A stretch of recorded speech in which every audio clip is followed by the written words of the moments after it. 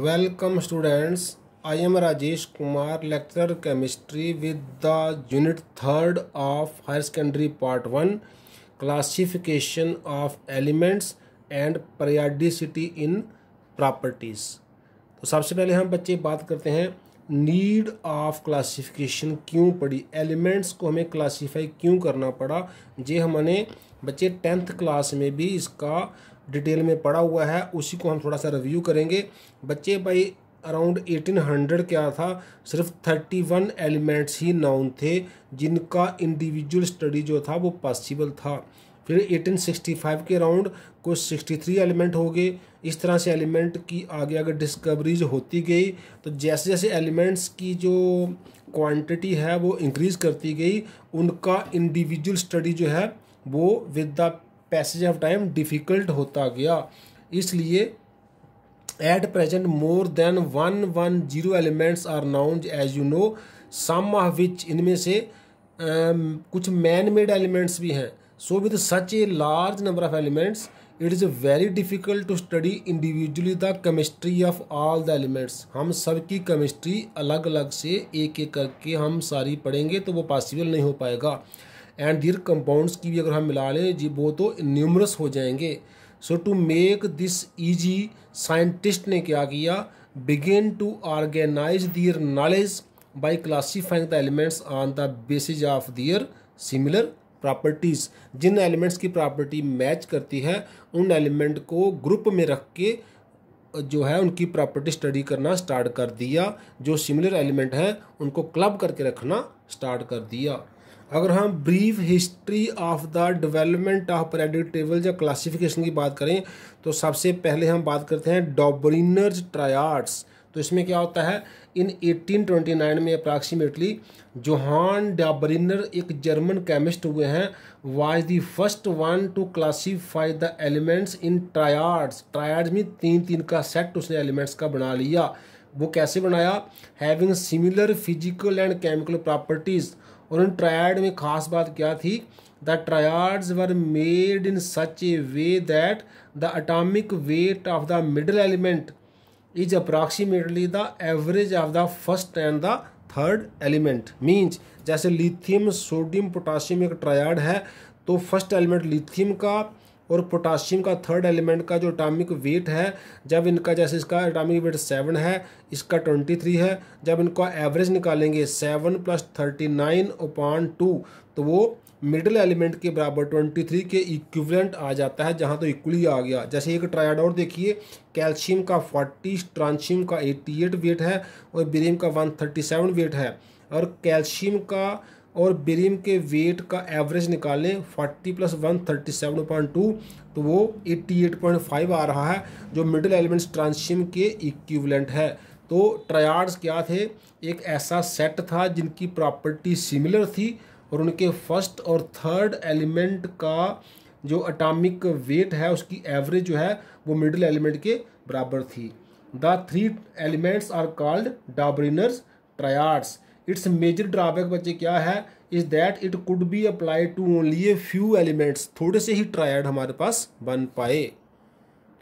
बच्चे next this classification is law of octaves. तो बच्चे जॉन अलेक्जेंडर न्यूलैंड्स ने अराउंड 1865 में क्या किया, he arranged the elements in order of their atomic weights and noted that every 8th element जो आ रहा था has properties similar to that of the first element. जैसे लिथियम पहला एलिमेंट है, इसका एटॉमिक वेट 7 है, फिर बेरिलियम है, फिर बोरान है, फिर कार्बन है, फिर नाइट्रोजन है, फिर ऑक्सीजन है, फिर फ्लोरीन है।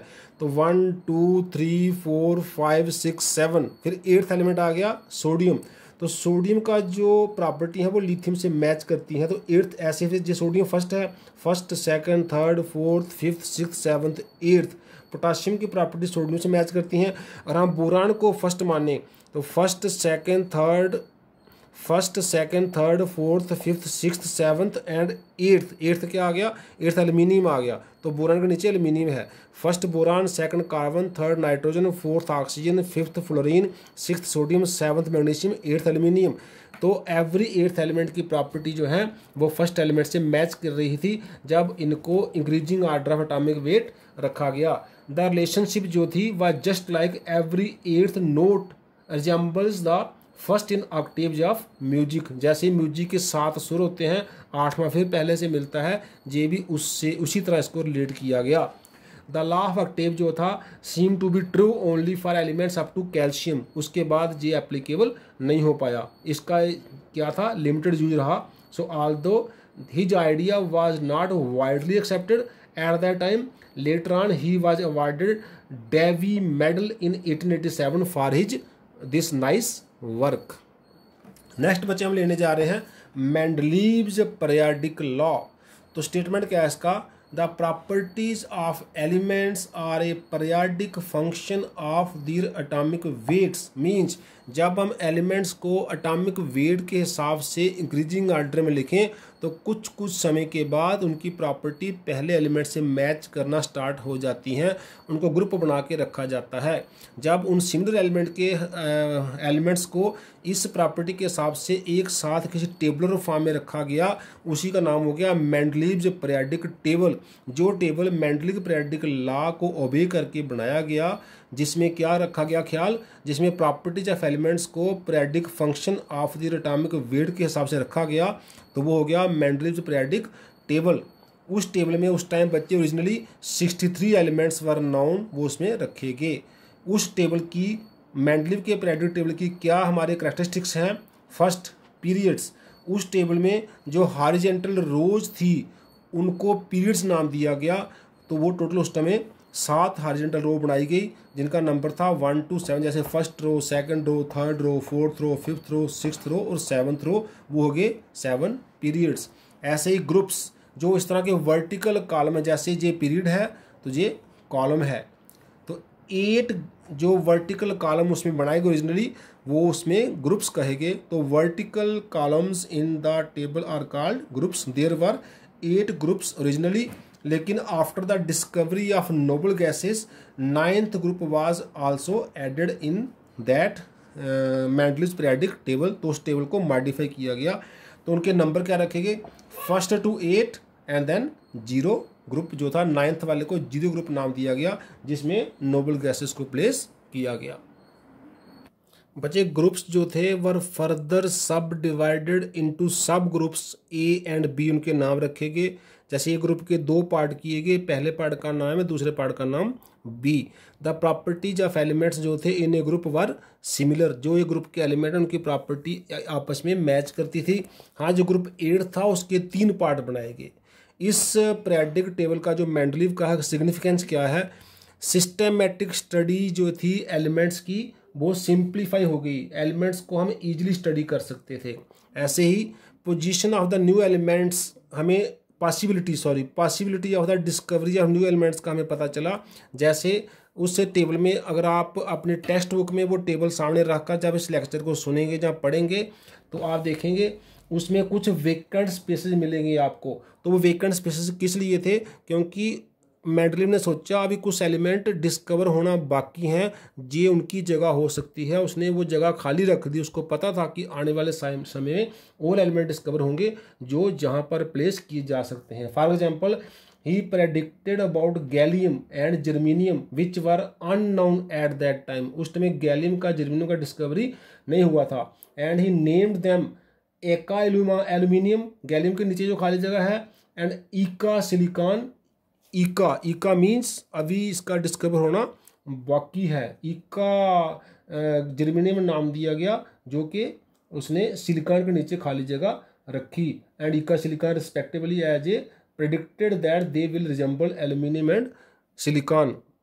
तो जो एल्यूमिनियम के नीचे खाली जगह थी उसका नाम इका एल्यूमिनियम, और जो सिलिकॉन के नीचे खाली जगह थी उसका नाम इका सिलिकॉन। बाद में जब एलिमेंट को पता चल गया, इसका नाम गैलियम दे दिया गया इसके नीचे, और उसका नाम दे दिया गया बच्चे जर्मीनियम। ये उस टाइम नाउन नहीं थे। बच्चे एक इसका और क्या एडवांटेज है, atomic weights of some elements were corrected. कई एलिमेंट के एटॉमिक वेट्स में डाउट था, लेकिन जब उनकी प्रॉपर्टी किसी दूसरे एलिमेंट से मिली तो वहाँ से आइडिया लगा इनका एटॉमिक वेट जो है वो जे हो सकता है, इसकी जगह उनको करेक्ट कर लिया गया। अब इसका कुछ ड्रॉबैक्स देखते हैं मेंडलीव पीरियोडिक टेबल के। Position of hydrogen not clear, उसमें हाइड्रोजन कहाँ रखें इसका कोई आइडिया नहीं पता चला।